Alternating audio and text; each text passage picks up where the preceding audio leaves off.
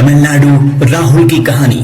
एक ऐसा व्यक्ति जो बिल्कुल पढ़ा लिखा नहीं है, उसके दोस्त ने उसका साथ छोड़ दिया था, अपने घर से कई राज्य दूर लाके उसे छोड़ दिया था, जहां पे उसे कई दिन रोड पे सोना पड़ा था, कई दिन भूखा रहना पड़ा था। वो व्यक्ति आज कई देशों का इंप्रेशन बना है, जिन्होंने बेस्ट बिजनेस अवार्ड भी लाया है, देश विदेश में अपने नाम का परचम लहराया है, आज भी अरबपति है।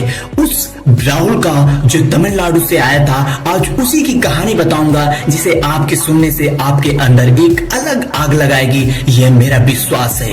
एक ऐसा व्यक्ति जिसके दोस्त ने लाया तो था ये बोलकर कि चल मैं तुझे काम दिलाता हूं, चल मैं तुझे नौकरी दिलाता हूं, क्योंकि राहुल के घर पे बहुत ज्यादा दिक्कत थी, क्योंकि माँ ही थी और उसके पास कोई नहीं था। एक बहन जरूर थी, पर वो बहन भी बीमार रहती थी, जिसके घर में खाने के लिए भी प्रॉब्लम था, मतलब कि खाने के लिए भी सोचना पड़ता था, आज अगर दाल चावल बना लेंगे तो कल भूखे सोएंगे। मतलब यह भी सोचना पड़ता था, दो प्रकार का खाना भी नहीं बना सकता था राहुल के घर में। कई साल बीत गए थे, राहुल के घर में सही से कोई खाना भी नहीं खाया था। कहीं किसी ने बुला लिया तो वहां पे जाके पेट भर के खाना खा लिए, वो बात अलग थी।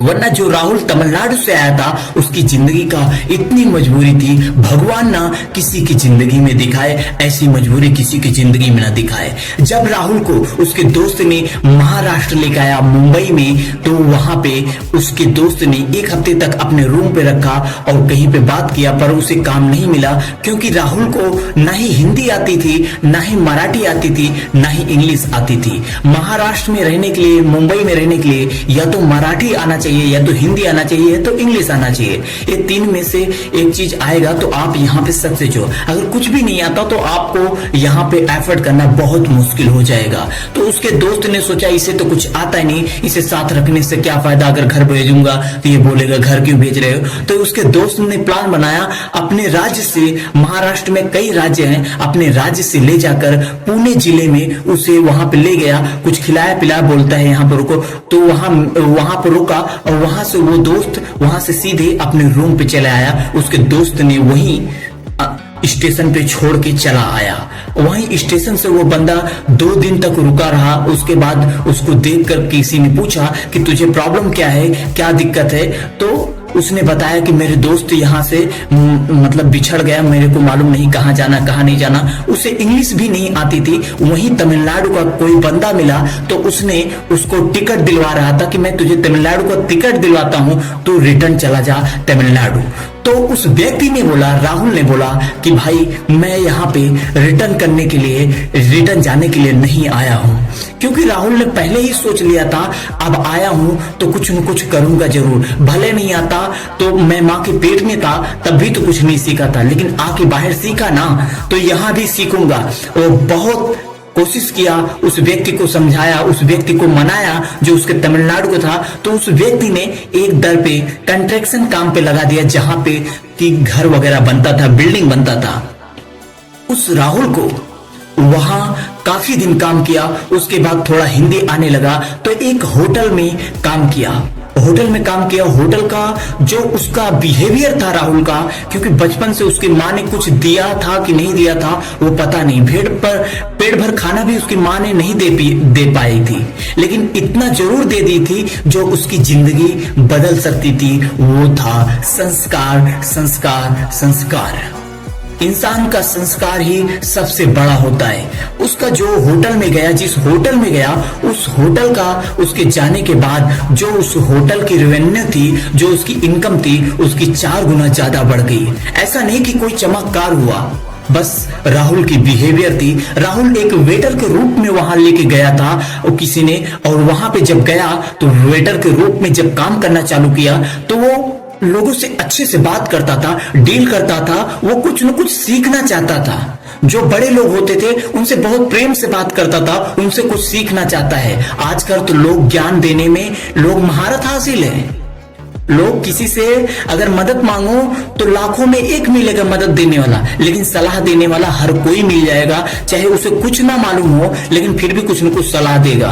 सलाह लेने के चक्कर में उसे बहुत सी जानकारी मिलती थी, उसके नेटवर्क इतना अच्छा बन गया, लोग इतना ज्यादा, जब भी उसके होटल में कोई भी आता था, कोई भी मेंबर आता था, उससे ही सर्विस प्रोवाइड करने के लिए बोला जाता था। उसको बहुत ज्यादा होटल में उसकी इनकम भी बढ़ गई। लेकिन काफी दिन बाद एक व्यक्ति आता था, डेली आता था, उसकी सर्विस को देख के, उसकी नेचर को देख के उसने प्लान बनाया कि इसे लेके हम एक नया होटल खोलते हैं। तो राहुल को भी अच्छा लगा कि चलो मैं पार्टनर के रूप में जा रहा हूं तो मुझे भी अच्छा लगेगा। वो भी सोचा कि और आदमी बन जाऊंगा। फिर उस व्यक्ति ने उस राहुल को लेके गया पार्टनर के रूप में, एक होटल खोला। केवल उस व्यक्ति ने होटल में पैसा लगाया था, बाकी राहुल ने हर चीज को, हर वर्कर को, हर चीज को सेटअप किया, हर चीज को सिखाया, हर चीज को, बिजनेस को बड़ा किया। वहां पे 3 से 4 साल बीत गया। जब बिजनेस नंबर 1 पे चलने लगी, उस होटल नंबर 1 पे चलने लगी एरिया में, तो उस मालिक ने सोचा पैसा तो मैं लगाया हूं, सब कुछ तो मैं किया हूं, तो इस राहुल का क्या काम। तो उस राहुल को साजिश रच के उसे वहां से बदनाम करके वहां से हटा दिया गया। उस वक्त राहुल को बहुत दिल में चोट लगी, बहुत ज्यादा।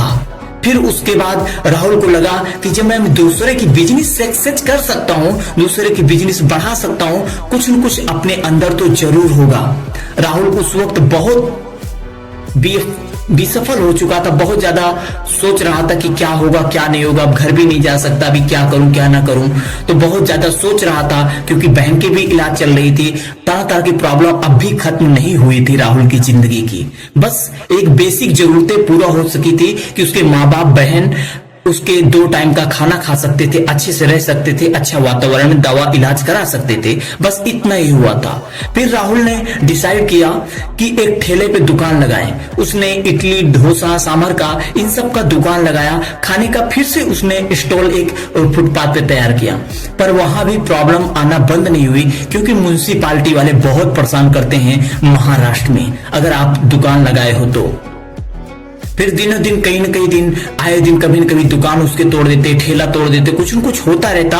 वो उससे तंग आ चुका था कि जो उसके अंदर की खुशी थी वो बाहर आ नहीं पा रही थी। जो एक गर्व होता है ना बिजनेस करने की, मैं एक बिजनेस कर रहा हूं, मुझे गर्व है, वो उसके अंदर वो कॉन्फिडेंस वो नहीं आ रही थी। तो उसे किसी ने बताया कि गाला ले ले, कोई एक दुकान ले ले। तो उसने एक दुकान लिया, फिर वहां पे दुकान सेटअप किया। वहां पे 3 से 4 साल मेहनत किया दुकान नंबर 1 पे उस एरिया की। वो भी दुकान नंबर 1 पे होगी, क्योंकि उसे खाना बनाना और मैनेजमेंट के बारे में बहुत अच्छी तरह से आता था। वो कैसे किससे क्या डील करना है उसे बहुत अच्छी तरह से होटल में ही सीख गया था। इसकी वजह से उसकी दुकान बहुत जल्दी सक्सेस हो गई। पर सबसे बड़ी प्रॉब्लम तब आई जब उसकी दुकान, वहां का जिसका दुकान था, उस व्यक्ति ने उसके साथ साजिश किया। उसके साथ साजिश ये किया कि ये दुकान को इसे हटा के यही दुकान मैं खुद खोल लूं, क्योंकि उसके बारे में उसने लिखा पढ़ी नहीं किया था, कुछ भी नहीं किया था, उतना उससे पढ़ाई नहीं नॉलेज था कि लिखा पढ़ी भी होता है बिजनेस में। कोई बिजनेस खोलने के लिए एक जानकारी होना चाहिए, उसके साथ क्या रजिस्टर करना चाहिए, क्या नहीं, लाइसेंस बनवाना चाहिए, क्या क्या कराना चाहिए, उसके बारे में कुछ नहीं था। तो उस व्यक्ति ने, जिसका गाला था, जो महाराष्ट्र का व्यक्ति था, उसे लात मार के वहां से भगा दिया। अब उसकी जिंदगी के सबसे बड़ी पॉइंट यह थी कि उसके पास जो जमा पूंजी थी तो वो ठीक थी, लेकिन वो एकाएक सामान ले को कहां जाए, क्योंकि बिजनेस सेट करना मामूली बात नहीं होती है। एक एक तिनका जोड़ के ऊपर बढ़ना होता है। जैसे चिड़िया अपनी घोंसले को एक एक तिनका उठाती है तब एक घोंसला तैयार होता है, वैसे बिजनेस होता है, एक एक तिनके को जोड़ना पड़ता है। लेकिन आके कोई वो डाली को काट दे, वो घोंसले को ही तोड़ दे, कितना बुरा लगेगा, कितना ज्यादा तकलीफ होगी, आप ये सोच सकते हो। लेकिन राहुल जो तमिलनाडु का था, वो बचपन से ही दर्द सहा था। उस दर्द के आगे ये दर्द उसे छोटा लगा। जो उसने बचपन में दर्द सहा था, जो लोगों ने उसे खाना देने से, आधी रोटी देने से पहले उसे भगा देते थे, अगर उससे कुछ बोलने से पहले अपने द्वार पे लोग नहीं बैठाते थे, वो दर्द उसके आगे छोटा लगा जो बिजनेस पे उसे ठोकर लगी थी। उसके पास जो भी एसिड था उसे लेके करीब 2 साल तक ऐसे ही बैठा रहा।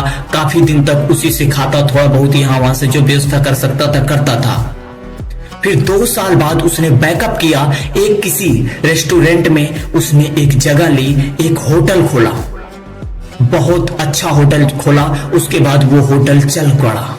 उसके बाद जब होटल खोला, उसने पहले ही अपने नाम, अपने लोगो, अपना रजिस्ट्रेशन, अपना पूरा सरकारी काम पहले से ही फिनिश कर चुका था, जिसे धोखा देने का कोई सवाल ही नहीं उठता। जब एक एक चीज का रजिस्टर हो चुका है तो सरकार की तरफ से उसे मदद मिल सकती है। इसलिए किसी ने उसे धोखा नहीं दिया और उसके बाद उस होटल को जो नया फ्रेंचाइजी चालू किया, एक नए नए होटल को अपना एक चैन बनाया। सोचो, जो व्यक्ति पढ़ा लिखा नहीं है उसके होटल के पार्ट्स खुल रहे हैं, कहीं पुणे में, कहीं महाराष्ट्र में, कहीं उत्तर प्रदेश में, कहीं मध्य प्रदेश में, तरह तरह के दरे दरे पे उसका खुद का कई होटल्स बने। उसके बाद उसने होटल चैन्स, अपनी फ्रेंचाइजीज बांटना चालू किया। आज कई देशों में उसके होटल्स हैं। आज यूएस सरकार की तरफ से 70 ऐसे मेडल्स पा चुका है जिसके देश में कई कई लोग पाने के लिए तरसते हैं। आज दुनिया का सबसे बड़ा बिजनेसमैन के रूप में भी जाना जाता है। बेस्ट बिजनेस अवार्ड भी मिला है, बेस्ट सम्मान भी मिला है। बस उसके तरफ से एक ही सीख है कि खुद पे भरोसा रखना। अगर दुनिया में सक्सेस होना है तो एक ही मंत्र है, क्या? जब भी सक्सेस होना है पहले खुद के साथ लड़ना पड़ता है, फिर प्रकृति के साथ लड़ना पड़ता है, उसके बाद आप सक्सेस होते हो। जय हिंद, वंदे मातरम। आप सुन रहे थे D Surendra motivational video, selfie लेने का नहीं, सेल्फी देने का। अगर आपको किसी भी तरह के, अगर आपको इस वीडियो से कुछ सीखने को मिला है तो आप सब्सक्राइब करके हमें मोटिवेट प्रदान करें। जय हिंद।